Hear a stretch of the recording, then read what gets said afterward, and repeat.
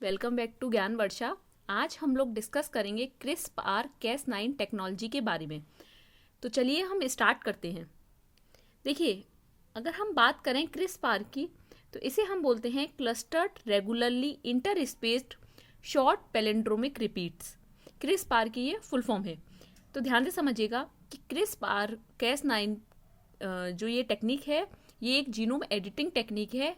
इस पर रिसेंटली 2020 में नोबेल प्राइज़ भी मिला था। कैरपेंटियर एंड जेनिफर डॉडना को नोबेल प्राइज़ मिला है 2020 में। ओके, अब ध्यान से समझिएगा क्रिस्पार क्या होता है। देखिए, जैसे कि आपको दिख रहा है यहाँ स्ट्रक्चर में कि ये क्रिस्पार का आपको स्ट्रक्चर दे रखा है। देखिएगा, यहाँ पर कैस जीन है, एक कैस जीन की कैसेट है, लीडर और प्रोमोटर सीक्वेंसेस होते हैं, देन रिपीट्स प्रेजेंट है। क्या प्रेजेंट है? रिपीट्स। एंड उनके रिपीट्स के बीच में स्पेसर प्रेजेंट है, क्योंकि हमें नाम से ही पता लग रहा है कि clustered regularly inter spaced in between spacers हैं शॉर्ट पैलिंड्रोमिक रिपीट्स। और रिपीट्स कैसे हैं? पैलिंड्रोमिक है। तो रिपीट्स होते हैं हमारे 23 to 47 बेस पेयर के रिपीट्स होते हैं, और रिपीट्स हमारे पैलिंड्रोमिक होते हैं। ओके, और जो स्पेसर होता है हमारे, जो रिपीट्स के बीच में ये स्पेसर प्रेजेंट है, ये होता है 21 to 72 बेस पेयर का। ठीक है, आई थिंक आपको CRISPR का स्ट्रक्चर समझ आया होगा। दोबारा देखिएगा कि CRISPR के स्ट्रक्चर में लीडर और प्रोमोटर होगा। ठीक है, उसके बाद रिपीट्स प्रेजेंट होते हैं। रिपीट्स पैलिंड्रोमिक रिपीट्स होते हैं। देखिए, पैलिंड्रोमिक का मतलब होता है कि अगर आप यहाँ से पढ़ें और यहाँ से पढ़ें तो सेम पढ़ने में आएगा।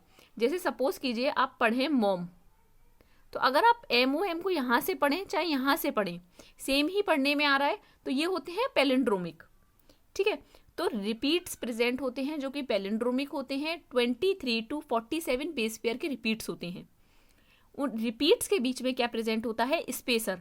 स्पेसर जो होता है हमारा 21 to 72 बेस पेयर का होता है। तो चलिए आगे चलते हैं। हमने CRISPR का स्ट्रक्चर समझा और हमने यहाँ देखा कि यहाँ लीडर से ऊपर वाले की तरफ क्या है? कैस जीन का कैसेट है। यहाँ पर कैस जीन की एक कैसेट है। तो चलिए, जो ये CRISPR-Cas9 टेक्नोलॉजी है, ये 3 फेजेस में डिवाइड है: adaptation phase, expression and maturation phase and interference phase.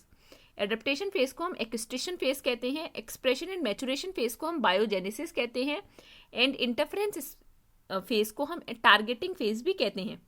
तो हम एक एक करके समझेंगे कि ये क्या होता है। आई नो ये पिक्चर बहुत ज़्यादा क्लियर नहीं है, बट फिर भी आप समझने की कोशिश कीजिएगा। ये मैंने पाथफाइंडर के बुक से लिया है ये इमेज। देखिएगा कि ये बैक्टीरियल का पूरा बैक्टीरियल सेल है। ठीक है, अब इस बैक्टीरियल सेल में क्या हुआ है कि कोई वायरल DNA ने अटैक किया है। ये आपको दिख रहा है, ये वायरल DNA ने इस बैक्टीरियल सेल पर अटैक किया है। ठीक है, तो क्योंकि वायरल DNA है, तो अब ध्यान से समझिएगा मेरी बात को। क्योंकि वायरल DNA है तो ये अपना डबल स्टैंडर्ड DNA है इसके पास, तो ये अपना क्या करेगा? डबल स्टैंडर्ड DNA में जो प्रोटो स्पेसर रीजन है, देखिए प्रोटो स्पेसर रीजन वो रीजन होता है जिसमें एक स्मॉल इन्वेडिंग DNA को हम प्रोटो स्पेसर रीजन बोलते हैं। एक जो DNA इन्वेड करेगा पूरा डबल स्टैंडर्ड DNA का एक स्मॉल पीस, वो स्मॉल पीस जो इन्वेड करेगा आपके बैक्टीरियल DNA में, वो होगा आपका प्रोटो स्पेसर। आप समझ आया आपको? देखिए, ये रीजन क्या है? प्रोटो स्पेसर है। प्रोटो स्पेसर क्यों? क्योंकि ये रीजन है जो बैक्टीरियल DNA में इन्वेड करेगा। ठीक है, बैक्टीरियल DNA में जाके बैठेगा।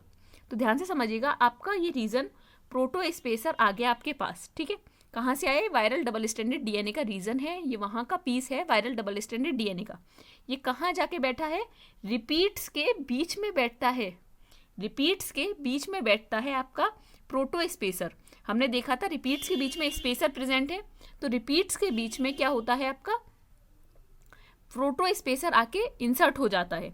देन हमें पता है कि क्योंकि ये होस्ट DNA है, मीन्स एक बैक्टीरिया का DNA है, तो ट्रांसक्रिप्शन होगा तो प्री CRISPR RNA बनेगा। भाई CRISPR RNA है तो उसका प्री CRISPR RNA बनेगा, देन फिर CRISPR RNA बनता है। ट्रांसक्रिप्शन से पहले pre CRISPR RNA, then pre CRISPR RNA से CRISPR RNA बनता है। कॉम्प्लेक्स प्रोसेसिंग होती है, प्रोसेसिंग से वो CRISPR RNA बनता है। देन CRISPR RNA पर कैस कॉम्प्लेक्स आके लोड कर जाता है। ध्यान से समझिएगा, कैस कॉम्प्लेक्स क्या होता है? कैस की फुल फॉर्म होती है क्रिस्पार एसोसिएटेड जीन, ठीक है, कैस कॉम्प्लेक्स। तो ये जो कैस कॉम्प्लेक्स है, क्रिस्पार एसोसिएटेड जीन, ये जो कॉम्प्लेक्स है इसमें फंक्शंस होते हैं, लाइक न्यूक्लियस का फंक्शन होता है, हेलिकेस का फंक्शन होता है, पॉलीमरेज का फंक्शन होता है, ठीक है। इस क्रिस्पार में ये फंक्शंस प्रेजेंट होते हैं, लाइक कौन कौन सी एक्टिविटीज प्रेजेंट है, न्यूक्लियस की, हेलिकेस की, पॉलीमरेज की, ठीक है। तो ये कैस कॉम्प्लेक्स इस क्रिस्प आरएनए पर आके लोड हो गया है, बैठ गया है। तो अब समझिएगा मेरी बात को ध्यान से कि अब देखिए दोबारा से आपका वही वायरल डबल स्टैंडर्ड डीएनए ने अटैक किया दोबारा से। तो क्या होगा, क्योंकि हमारा ये क्रिस्प आरएनए बना हुआ है, तो क्रिस्प आरएनए इस प्रोटोस्पेसर के कॉम्प्लीमेंट्री होगा। Are you getting? कैसे? देखिएगा, समझिएगा मेरी बात को, क्योंकि अब सपोज कीजिए आपका प्रोटोस्पेसर का ये सीक्वेंस है, ठीक है, प्रोटोस्पेसर का ये सीक्वेंस है ATGC, ठीक है। अगर आप इसका ट्रांसक्रिप्शन करेंगे तो आपका सीक्वेंस हो जाएगा TACG, ठीक है, और आपका प्रोटोस्पेसर का ये सीक्वेंस है, तो ये इसके कॉम्प्लीमेंट्री हुआ, तो हमारे पास ये तैयार है TACG हमारा क्रिस्प आरएनए कैस RNP कॉम्प्लेक्स में है, ये इसके प्रोटोस्पेसर के कॉम्प्लीमेंट्री है। तो जैसे ही ये दोनों कॉम्प्लीमेंट्री होंगे वैसे ही इसकी बाइंडिंग हो जाएगी। कॉम्प्लीमेंट्री होने की वजह से दोबारा वायरल डबल स्टैंडर्ड डीएनए ने अटैक किया है, तो क्योंकि प्रॉपर कॉम्प्लीमेंट्री है, तो कॉम्प्लीमेंट्री होने की वजह से कैस कॉम्प्लेक्स इससे बाइंडिंग कर लेगा। बाइंडिंग करेगा तो कैस में एक्टिविटी प्रेजेंट होती है न्यूक्लियस की एंड हेलिकेस की। तो हेलिकेस की वजह से वो डबल स्टैंडर्ड डीएनए को ओपन करेगा एंड न्यूक्लियस की वजह से वो उस पर कट लगा देगा, क्योंकि बैक्टीरियल जो डीएनए है, जो वायरल डीएनए है उस पर कट लग चुका है। तो यहाँ पर क्या होगा, उसका क्लीवेज हो चुका है डबल स्टैंडर्ड डीएनए का। तो viral double standard DNA attack नहीं कर पाएगा बैक्टीरियल डीएनए पर, जब उसने सेकेंड टाइम अटैक किया तब। आई थिंक आपको समझ आया होगा। देखिए दोबारा सुनिएगा, ये अडेप्टेशन फेज होती है, ये इतनी फेज। इसमें क्या होता है, आपका वायरल डबल स्टैंडर्ड डीएनए है, उसने बैक्टीरियल की सेल पे अटैक किया, ठीक है। तो एक स्मॉल रीजन, एक स्मॉल पार्ट, एक स्मॉल पीस डीएनए का, वायरल डबल स्टैंडर्ड डीएनए का एक स्मॉल पीस इन्वेट कर जाता है बैक्टीरियल के डीएनए में, उसके स्पेसर में इन्वेट कर जाता है, रिपीट्स के बीच में आके इंसर्ट हो जाता है, ठीक है। देन क्या होता है, ट्रांसक्रिप्शन होता है, प्री क्रिस्प आरएनए बनेगा। देन प्री क्रिस्प आरएनए से हम सबको पता है क्रिस्प आरएनए बनता है प्रोसेसिंग के थ्रू। देन कैस कॉम्प्लेक्स इस क्रिस्प आरएनए पर लोड कर जाएगा, ठीक है। और कैस कॉम्प्लेक्स क्रिस्पार एसोसिएटेड जीन कॉम्प्लेक्स, इसमें ये प्रॉपर्टीज होती हैं न्यूक्लियस की, हेलिकेस की, पॉलीमरेज की, ठीक है।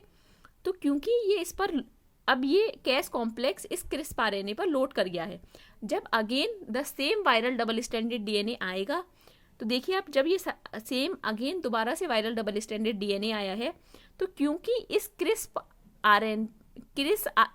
आरएनए पर कॉम्प्लीमेंट्री है ये इस प्रोटोस्पेसर का, तो ये इससे कॉम्प्लीमेंट्री की वजह से बाइंडिंग करेगा। बाइंडिंग की वजह से जो ये कैस कॉम्प्लेक्स है, क्योंकि इसमें न्यूक्लियस की एक्टिविटी है एज वेल एज हेलिकेस की एक्टिविटी की वजह से ये डबल स्टैंडर्ड डीएनए को ओपन करेगा, एंड क्योंकि न्यूक्लियस की एक्टिविटी है तो ये कट कर देगा। कट करने की वजह से double standard DNA, viral double standard DNA attack नहीं कर पाएगा बैक्टीरिया पर। आई थिंक आप लोगों को ये अच्छी तरीके से क्लियर हुआ होगा।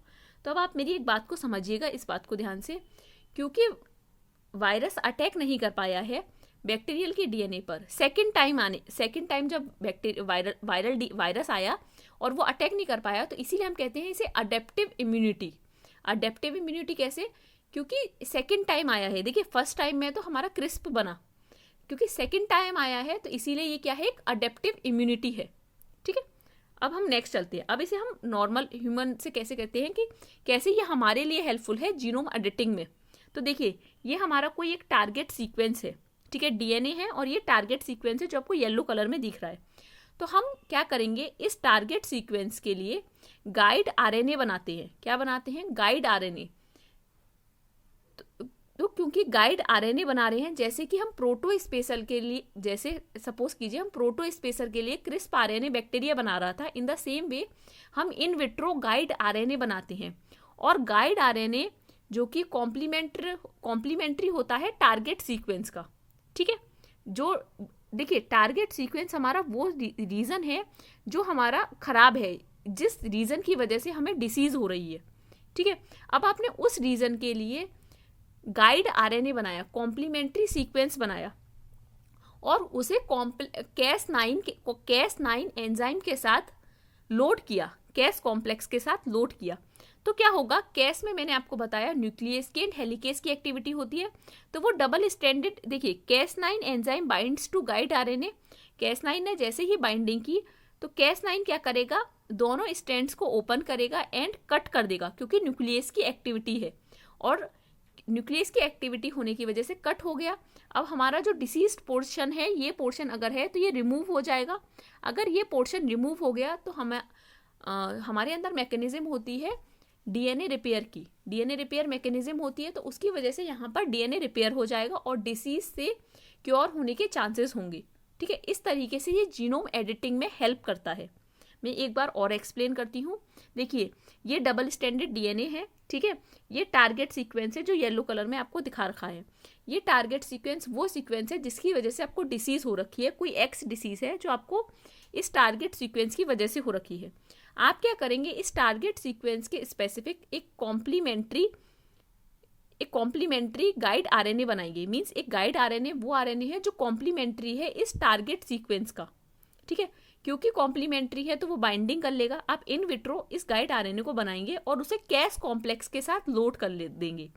तो क्योंकि कैस कॉम्प्लेक्स में प्रॉपर्टी होती है न्यूक्लियस एंड हेलिकेस की, तो हेलिकेस ओपन करेगा, न्यूक्लियस कट कर देगा। कट करने के बाद क्योंकि हमारे अंदर मैकेनिज्म होती है डीएनए रिपेयर मैकेनिज्म, तो डीएनए रिपेयर मैकेनिज्म के थ्रू जो ये टारगेट सीक्वेंस है ये रिपेयर हो जाएगा और डिसीज से क्योर होने के चांसेस होंगे। तो इस तरीके से ये हमारे अंदर जीनोम एडिटिंग टूल की तरह एक्ट करता है CRISPR-Cas9 टेक्नोलॉजी। अब एक छोटा सा पार्ट और है जो मुझे आपको समझाना है, वो है कि देखिए अडेप्टेशन फेज अगर आप ध्यान से समझना चाहें तो हमने कहा 3 फेजेस होते हैं। तो ये फेज होता है आपका अडेप्टेशन फेज, ये हो गया एक्सप्रेशन एंड मैचुरेशन फेज, और ये है interference phase. Interference phase means targeting phase, जहां पर आपने वायरल डबल स्टैंडर्ड डीएनए को टारगेट किया। तो अगर आप ध्यान से समझना चाहें, अडेप्टेशन फेज हर किसी में सेम होता है, डिफरेंट होता है expression and maturation phase and interference phase. तो ध्यान से देखिएगा, क्योंकि अडेप्टेशन फेज सेम है तो प्री क्रिस्प आरएनए तो बन गया, लेकिन प्री क्रिस्प आरएनए से क्रिस्प आरएनए बनना है। तो ध्यान से देखिए, अगर हम टाइप 1 की बात करें, डिफरेंट टाइप्स होते हैं। ठीक है, तो अगर हम बात करें टाइप 1 की, टाइप 1 में क्या होता है कि pre crisp RNA Cas6 complex की हेल्प से बनता है। प्री क्रिस्प आरएनए है, उसकी प्रोसेसिंग होगी तो Cas6 कॉम्प्लेक्स हेल्प करता है प्रोसेसिंग में और क्रिस्प आरएनए बनता है। देन क्या होता है, Cas3 आके लोड होता है, Cas3 आके लोड होगा और टारगेट करेगा डीएनए के डिग्रेडेशन में। ये टाइप फर्स्ट है। टाइप सेकंड में क्या होता है कि प्री क्रिस्प आरएनए क्या होता है कि आरएनए थर्ड और Cas9 आते हैं with tracr RNA. Tracr RNA इस प्री क्रिस्प आरएनए का कॉम्प्लीमेंट्री होता है।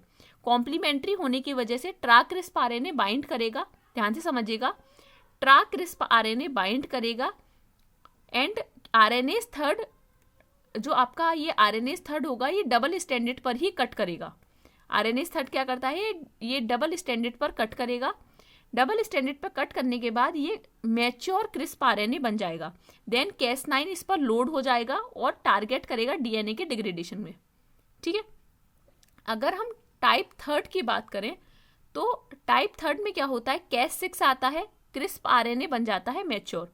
देन देखिए टाइप थर्ड के भी 2 टाइप हैं, type third A and type third B. जो आपका टाइप थर्ड ए है वो क्या होता है, CSM। अगर CSM है तो आपका डीएनए डिग्रेडेशन होगा। अगर आपका CMR है तो आपका सिंगल स्ट्रैंडेड आरएनए डिग्रेडेशन होगा। ध्यान से देखिए, अगर आपका CSM है तो आपका डीएनए डिग्रेडेशन होगा। अगर आपका CMR है तो सिंगल स्ट्रैंडेड आरएनए डिग्रेडेशन होगा। CSM DNA degradation, CMR single stranded RNA degradation. अब एक छोटी सी चीज और है जो हमें डिस्कस करनी है, वो है कि कैसे ये ये कैसे डिस्टिंग्विश होता है बैक्टीरियल और वायरल डीएनए, मतलब कैसे बैक्टीरियल डीएनए डिस्टिंग्विश करता है कि ये मेरा खुद का डीएनए है, ये डीएनए आया तो ये कैसे डिस्टिंग्विश करेगा कि ये मेरा खुद का डीएनए है या ये वायरस का डीएनए है। तो एक रीजन प्रेजेंट होता है, ध्यान से समझिएगा, एक रीजन प्रेजेंट होता है palm region, protospacer adjacent motif. ये रीजन कहाँ प्रेजेंट होता है? ये रीजन प्रेजेंट होता है जस्ट प्रोटोस्पेसर के पास। प्रोटोस्पेसर के पास एक स्मॉल शॉर्ट सीक्वेंस प्रेजेंट होता है, ठीक है, जो कि जिसे हम बोलते हैं पाम रीजन। ये हेल्प करता है डिस्टिंग्विश करने में कि ये मेरा खुद का डीएनए है या बैक्टीरियल का डीएनए है। बैक्टीरियल डीएनए में क्योंकि प्रोटोस्पेसर रीजन है तो प्रोटोस्पेसर रीजन के पास एक शॉर्ट सीक्वेंस प्रेजेंट होता है जिसे हम बोलते हैं PAM region. PAM region viral double standard DNA में प्रेजेंट होता है।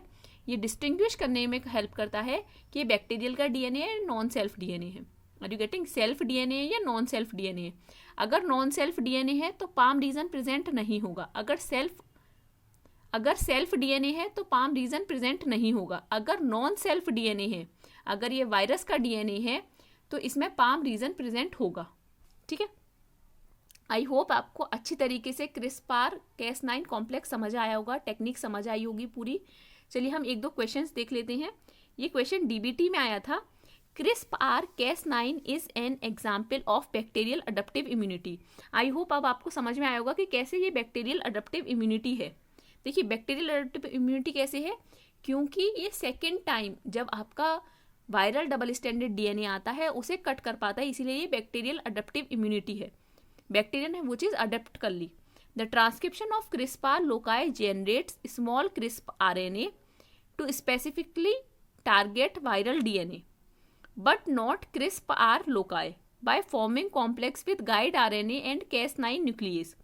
The prevention of autoimmunity is due to the absence of protospacer adjacent motif sequence in CRISPR loci, absence of DNA sequence complementary to CRISPR RNA in CRISPR loci, absence of DNA sequence complementary to guide RNA in CRISPR loci, methylation of CRISPR loci.